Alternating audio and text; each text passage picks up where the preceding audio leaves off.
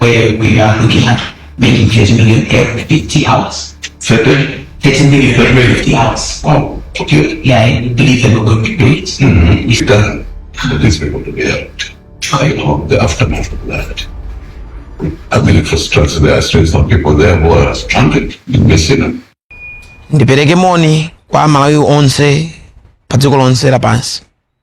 Padutsa masiku asanu ndi awiri komanso kuphatikizirapo anayi kapena kuti sabata imodzi ndi masiku anayi 11 days chichokereni mdziko la South Africa mizinda iwiri, mzinda woyamba Durban komwe tidakaona amalawi amene amasonkhana pamalo otchedwa Durban Drive-In.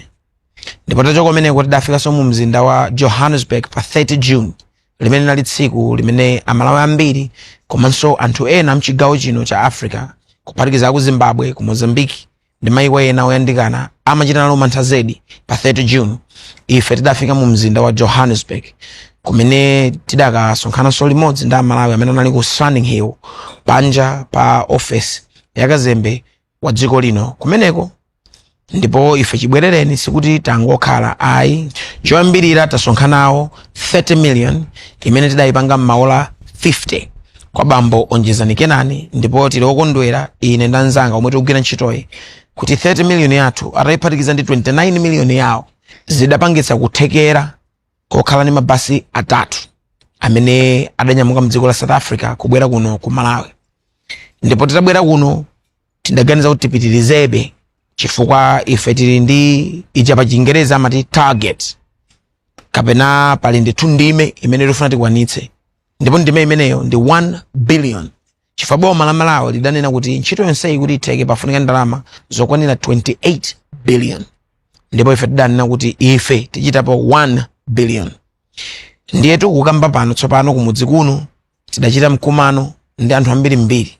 Koma mikumano imeneyi, mkumano woyambirira tidachita ndi mtsogoleri wakale wa dziko lino la Malawi amene ali His Excellency Dr. Bakili Muluzi.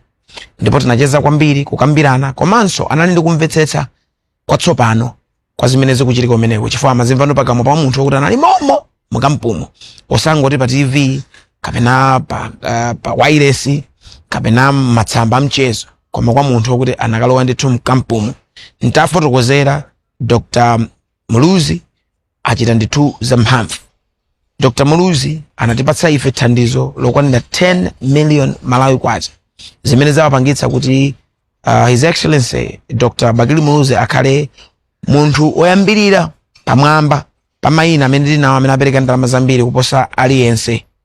Komanso anali ndi mawu oyankhula ndi inu amalawi omwe muli pa dziko lonse lapansi. Tamvanizi.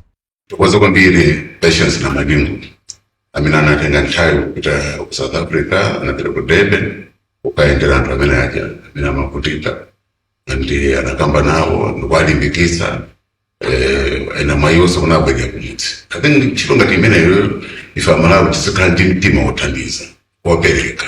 Ndikudziwa zimene zachita ku South Africa anthu ambiri amene amakhala kumene kuja abwezedwa kumudzi kuno ndimati ndipemphe kuti amene anthu anachoka kalekale na abwera kuno alibe pokhala even chakudya alibe ndiye tiwathandize aliponso ena amene ali stranded amene ndisanabwera kuno ndiye tiwathandize kuti contribution imene tingatiupereka pang'ono ithandiza kuti wajanso akhale ndi moyo wina watsopano ndili kupembera zimenezo zimwe kwambiri. Nditachoka kucheza ndi Dr. Muluzi ndinapitanso kukacheza ndi anthu ena abungwe lija amati Gift of the Givers. Anthu amenewa ndi amene agwira ntchito yotamandika zedi kuyambira ku Durban kufika ku Johannesburg komanso padakali pano anthu awo ali pa ground ku Messina ku Limpopo kumene anthu athu ali. Sikuti angokhala ku South Africa kokha komanso kuno ku Malawi nawonso ali mu kampo ku Mwanza border. Ndipo anthu amenewa ntchito yawo apereka chakudya, apereka madzi akumwa komanso apereka matenti amene tikumaona m'makanema. Mmene muja ndi mmene anthu akukhala a Gift of the Givers ndi amene agwira ntchito imeneyi. Titapita ku maofesi awo ku Maselema kuno ku Blantyre tinacheza nawo bwino zedi ndipo tigwira nawo ntchito limodzi ndipo tikuyembekeza kuti likamafika lachiwiri likubwerali ife tikhala talowa mu camp yakumwanza ndipo tikhalamo maola 50 amene tikunena pa chizungu kuti streaming hours 50 hours amene ali masiku awiri komanso maola awiri 2 days 2 hours. Kumeneko sitingopita ngati anthu otchuka kapena oyimba koma ngati anthu amene adzipereka kuti tikagwire ntchito. Mu camp mmakhala ntchito zambiri, mmakhala anthu ogawa chakudya, mmakhala anthu onyamula katundu komanso anthu ochingamira anthu amene akubwerawo. Ife taganiza kuti tikalowe mmenemo kuphatikiza inene kuti kwinu mukhala mukuonera mu 50 hours imeneyo tikugwira ntchito kumeneko kugawa tii, kucheza ndi abale, kunyamula katundu, kutumidwa. Ife tikhala tikutumikira kumenekoko maola 50 amene tikukambawa. Koma tu imvanizi zonsezi ngakhale zikuchitika nkhani siyongothera kuti anthu alowa pa boda ya Malawi afika m'Malawi. Pali zambiri zimene takambirana ku Gift of the Givers. Ani ma program ambiri amene akuchita ndi ma projects m'midzi.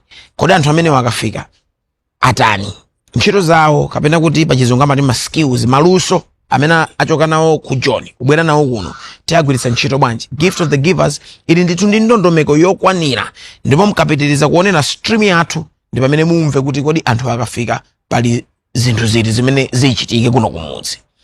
Komanso tifotokoze kuti chinyumba mukuchiona kumbuyo kwangachi pa nyumba yogona alendo kuno mu mzinda wa Blantyre. Kuno nkumene office yathu kapena kuti war room ndi kumene tayikhazikitsa kuyambira tsiku loyambirira kupita mu dziko la South Africa kufikira lero. Ndipo zambiri tamvani kwa oyang'anira malo ano pa chizungu amati General Manager, CEO wa Tourism Board ya muno mu Africa. Mchicho chomveka bwino kunena kuti wapa mpando wankulu wa anthu amene amayang'anira zokopa alendo muno mu Africa amene ndi Rami Wahidi anali ndi izi kukuzanira. Good afternoon, everyone. We have seen the efforts has been done by Namadengo and his team. The efforts has been done by the government of Malawi as well. We really felt like we have to come in and also contribute into the efforts that has been done by you guys. So Amaryllis Hospitality Group with Amaryllis Hotel is happy to contribute a value of about 14,950,000 kwacha for the ground team here. And we are going to support you guys as much as you need the support. I have called my colleagues in African Tourism Board, and as many people they know in Malawi that I'm the CEO of African